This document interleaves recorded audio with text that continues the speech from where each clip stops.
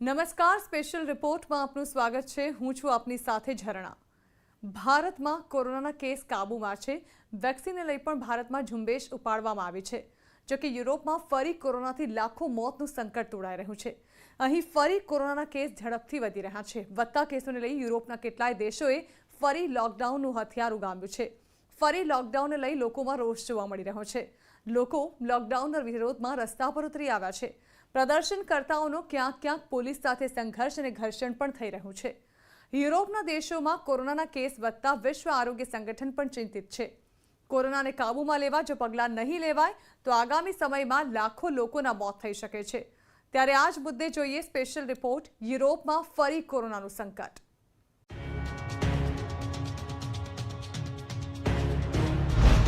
Europe બન્યું ફરી કોરોનાનું એપિસેન્ટર।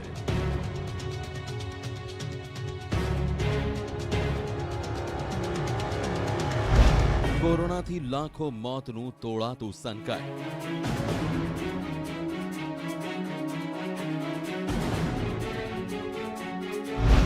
નવા લોકડાઉન સામે શરૂ હિંસક પ્રદર્શન।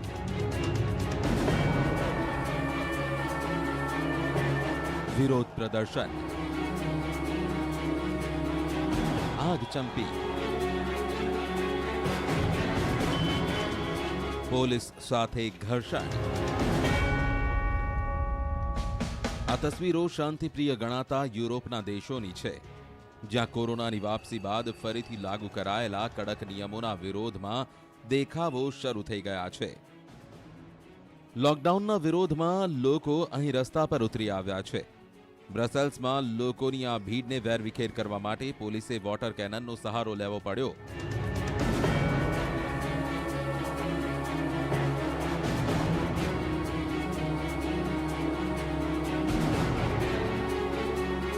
બેરિકેડ લગાવવા પડ્યા, છતાં પણ લોકો બેરિકેડ તોડી આગળ વધી રહ્યા હતા।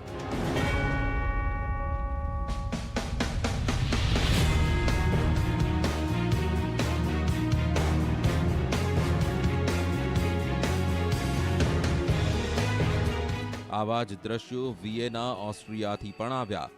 અહીં પણ હજારો પ્રદર્શનકર્તાઓ સરકારે જાહેર કરેલા લોકડાઉનના વિરોધમાં હાથમાં બેનર લઈ રસ્તા પર ઉતરી આવ્યા।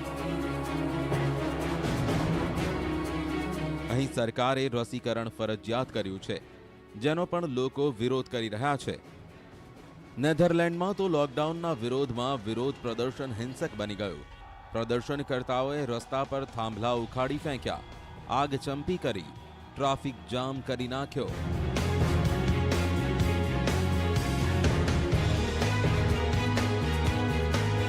પ્રદર્શનકર્તાઓ પોલીસ સાથે પણ ઘર્ષણમાં ઉતર્યા। It's a matter of freedom. The integrity of our body is at risk, and that just cannot be. That's the reason why we're on the streets, for the generations to come, to fight for them.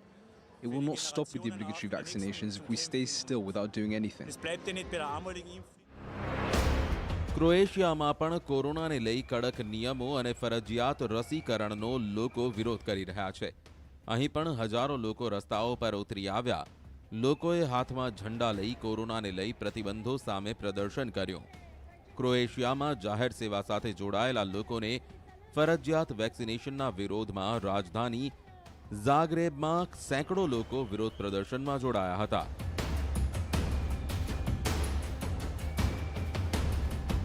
આ દ્રશ્યો ઇટલીના રોમના છે। અહીં પણ લોકો ફરજિયાત વેક્સિનેશનનો વિરોધ કરવા માટે રસ્તા પર ઉતરી આવ્યા। હાથમાં સૂચક બેનરો લઈ સરકારના નિર્ણયનો વિરોધ કરતા નજરે પડ્યા।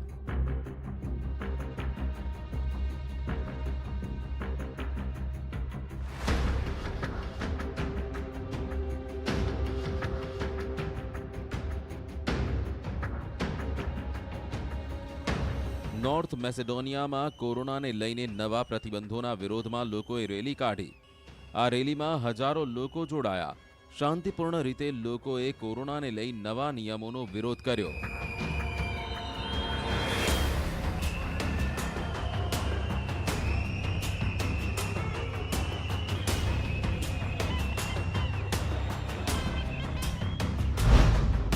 ઓસ્ટ્રિયા એકમાત્ર એવો યુરોપિયન દેશ છે જે ફરજિયાત વેક્સિનેશન માટે કાયદો લઈને આવ્યું છે।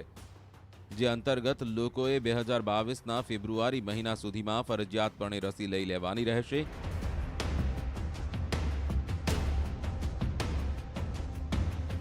આ સાથે જ અહીં લોકડાઉનની પણ જાહેરાત કરવામાં આવી છે, જેથી ઓસ્ટ્રિયાની રાજધાની વિયેનામાં હજારો લોકોએ વિરોધ પ્રદર્શનો કર્યા.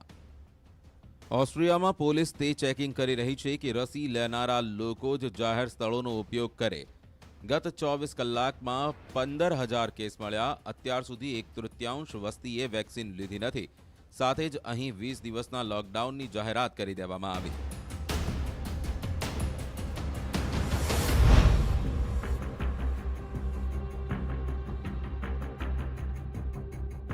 પાડોશી દેશ જર્મનીમાં પણ રોજના 65,000 કેસ આવી રહ્યા છે. જર્મનીમાં સંક્રમણે તમામ રેકોર્ડ તોડી નાખ્યા છે. 79% વયસ્ક વસ્તી વેક્સિનેટ થઈ ચૂકી છે. અહીં વેક્સિનેશન દર યુરોપમાં સૌથી ઓછો છે. અહીં વેક્સિન ન લેનારા લોકોએ ઓફિસ કે જાહેર પરિવહનમાં દરરોજ ટેસ્ટના પરિણામ બતાવવા પડશે. તાજેતરમાં જ જર્મનીના ચાન્સેલર એન્જેલા મર્કેલે સ્થાનિક નેતાઓ સાથે ઇમરજન્સી બેઠક બાદ કહ્યું હતું કે જર્મની પર કોરોનાની ચોથી લહેરનું સંકટ તોળાઈ રહ્યું છે.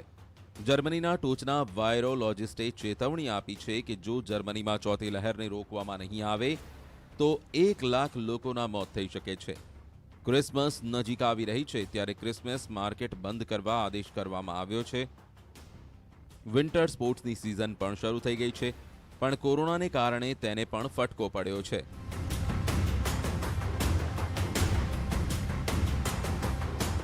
It's a big financial loss, said Volker Neuroth, who's just seen 65% of his Christmas reservations evaporate.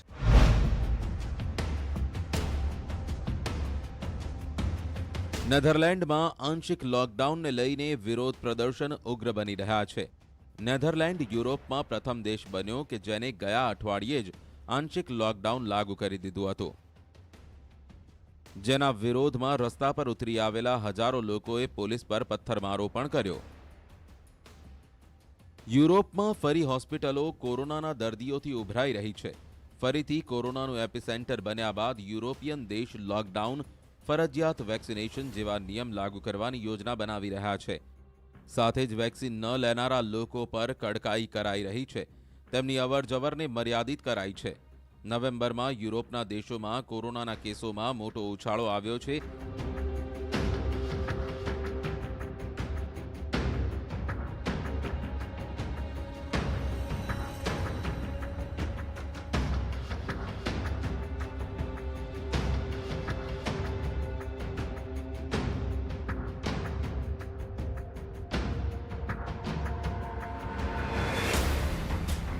યુરોપમાં કોરોનાથી થયેલા મોતની વાત કરીએ તો અત્યાર સુધીમાં અહીં સરકારી આંકડા અનુસાર 14 લાખથી વધુ લોકોના કોરોનાથી મૃત્યુ થયા છે, જ્યારે 7.8 કરોડથી વધુ લોકોને કોરોનાનું સંક્રમણ થઈ ચૂક્યું છે.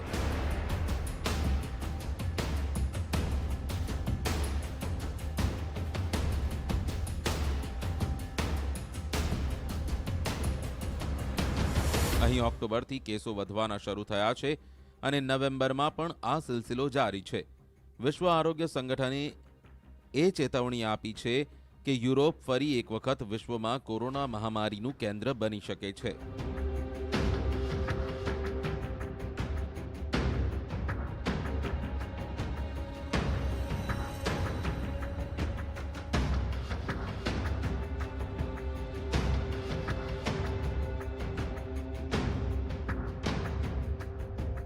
યુરોપમાં Russia, Ukraine, Germany, Poland, Netherlands સહિતના દેશોમાં ડેલ્ટા વેરિયન્ટના લીધે કેસો વધી રહ્યા હોવાનું કહેવાય છે.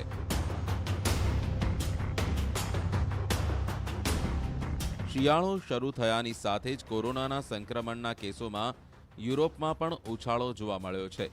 પશ્ચિમ યુરોપના દેશોમાં રસીકરણનો સૌથી નીચો દર છે.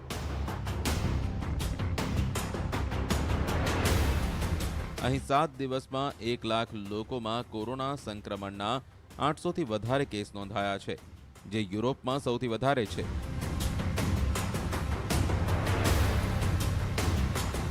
યુરોપના કેટલાય દેશોમાં ચોથી લહેર વધુ ઘાતક બની શકે છે.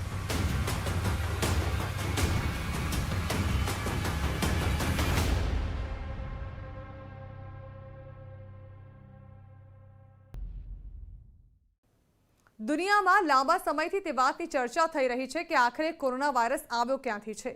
WHOના એક રિપોર્ટે ખુલાસો કર્યો છે અને WHOની તપાસમાં બહાર આવ્યું છે કે ચીનના વુહાનના એનિમલ માર્કેટમાં એક વેન્ડર કોવિડ-19થી સંક્રમિત થયો હતો।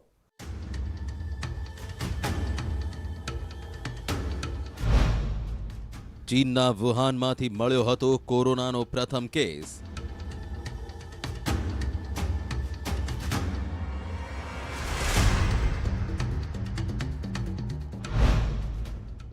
એનિમલ માર્કેટમાંથી મળ્યો હતો પ્રથમ કેસ।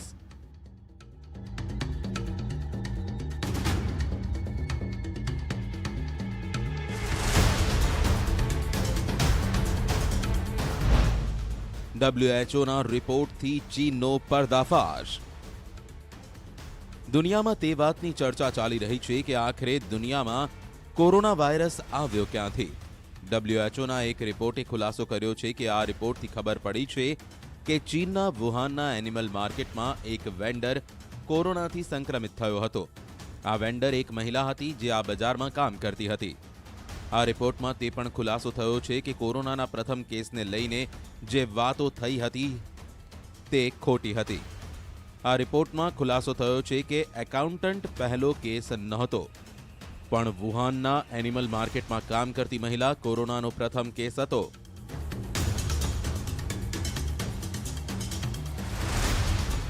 એકાઉન્ટન્ટના લક્ષણ ત્યારે સામે આવ્યા હતા જ્યારે પહેલાથી કેટલાય કેસો હતા પણ નોંધાયા નહોતા। આ મહિલાને કોરોના સંક્રમણે 11 ડિસેમ્બરે ઝપેટમાં લીધી હતી। આ સ્ટડી હાલમાં જ સાયન્સ જનરલમાં પ્રકાશિત થઈ છે। આ મહિલા એનિમલ માર્કેટમાં કામ કરતી હતી, સાથે જ હોસ્પિટલમાં દાખલ થવાનો કોરોનાનો આ પ્રથમ કેસ હતો।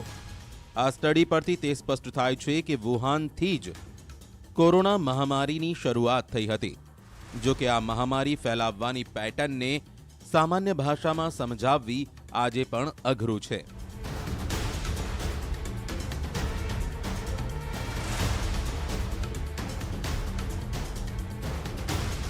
WHOના કેટલાય એક્સપર્ટ છે જે કોરોના મહામારી ફેલાવવાને લઈ ચીનની યાત્રા કરી ચૂક્યા છે।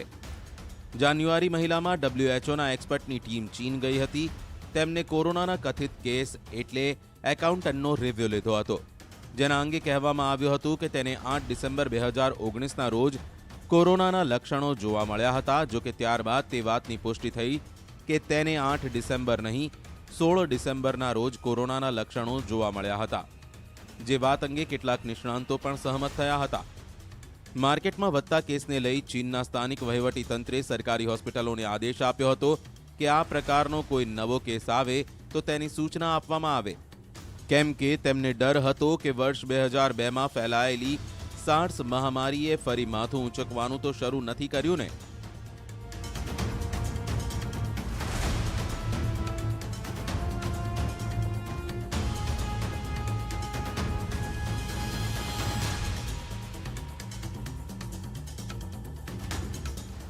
ચીનના અધિકારીઓએ તુરંત જ એનિમલ માર્કેટ બંધ કરવાનો આદેશ કર્યો હતો। 1 જાન્યુઆરી 2020માં માર્કેટ બંધ કરી દેવામાં આવ્યો। ત્યારબાદ પણ વુહાનમાં કેટલાય કેસો રોજ આવી રહ્યા હતા। વુહાન વહીવટી તંત્રે 11 જાન્યુઆરી 2020ના રોજ કહ્યું કે કોરોનાના કેસ 8 ડિસેમ્બરથી શરૂ થયા હતા।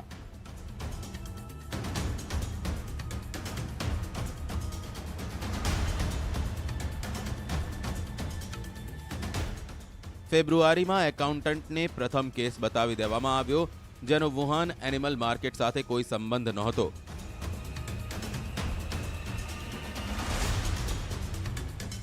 ચીનના અધિકારીઓ અને આંતરરાષ્ટ્રીય એક્સપર્ટને તે વાતની શંકા ગઈ કે મોટાભાગના કેસ તો એનિમલ માર્કેટમાંથી આવ્યા હતા, જ્યારે એકાઉન્ટન્ટનો એનિમલ માર્કેટ સાથે દૂર દૂર સુધી કોઈ સંબંધ નહોતો।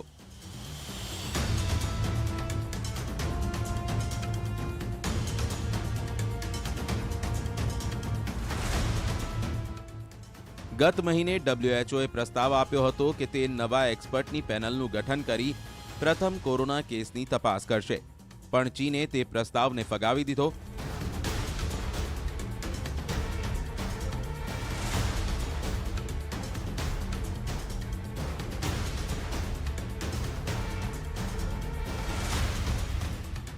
ચીને કહ્યું હતું કે આ નિર્ણય તેમના લોકોના સન્માનને ઠેસ પહોંચાડી શકે છે, માટે તે બીજી વાર તપાસની પરવાનગી નહીં આપે.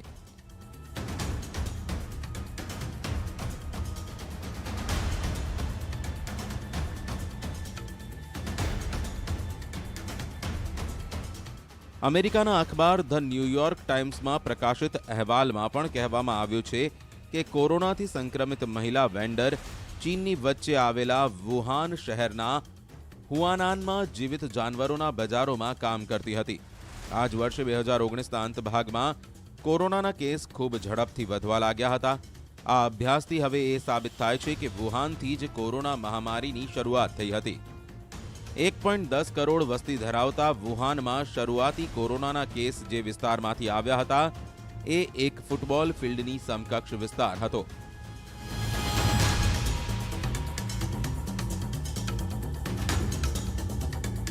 જો કે મહામારી ફેલાવવાની પેટર્ન સામાન્ય ભાષામાં સમજવી એ આજે પણ જટિલ છે. માઇકલ વોરોબી WHOની નિષ્ણાંત પેનલમાં સામેલ છે. તેમની સાથે વિશ્વના અન્ય નિષ્ણાંતો છે જેઓ કોરોના મહામારી ફેલાવવાની શરૂઆતના સંશોધન માટે ચીનની યાત્રા કરી ચૂક્યા છે. તેમની ટીમમાં સામેલ અન્ય નિષ્ણાંતોનું પણ માનવું છે કે કોરોનાનો આ પ્રથમ કેસ એટલે કે મહિલા વેન્ડર એક સી ફૂડ વિક્રેતા હતી. ડિસેમ્બર 2019ના અંતમાં વુહાનની હોસ્પિટલમાં રહસ્યમય ન્યુમોનિયાના કેસ સામે આવવા લાગ્યા હતા. હુનાનાન સી ફૂડ હોલસેલ માર્કેટમાં અનેક લોકો બીમાર થઈ હોસ્પિટલમાં સારવાર માટે આવી રહ્યા હતા. કોરોના વાયરસે 2019થી દુનિયામાં તબાહી મચાવી છે. લગભગ 1.5 વર્ષમાં આ વાયરસે દુનિયાના આર્થિક વેપારી માળખાને જ બદલી નાખ્યું. કોરોના વાયરસનું સતત બદલાતું સ્વરૂપ માણસમાં શ્વાસ લેવાની સિસ્ટમને અલગ અલગ રીતે ગંભીર નુકસાન પહોંચાડે છે. અત્યાર સુધી દુનિયામાં કરોડો કેસ નોંધાયા છે, લાખો લોકોના મોત થયા છે, પણ આ વાયરસ પેદા થવાની મૂળ જગ્યા અને મૂળ કારણ નથી ખબર પડી. પણ હવે ચીનની પોલ ધીમે ધીમે ખુલી રહી છે.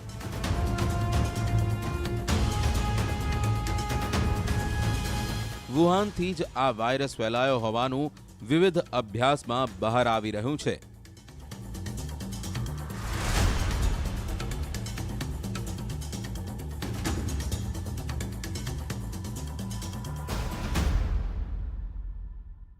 તો આ સાથે જ સ્પેશિયલ રિપોર્ટ અહીં સમાપ્ત કરીશું અને વધુ સમાચારો વિસ્તારથી જોવા માટે આપ જોતા રહો News 18 ગુજરાતી.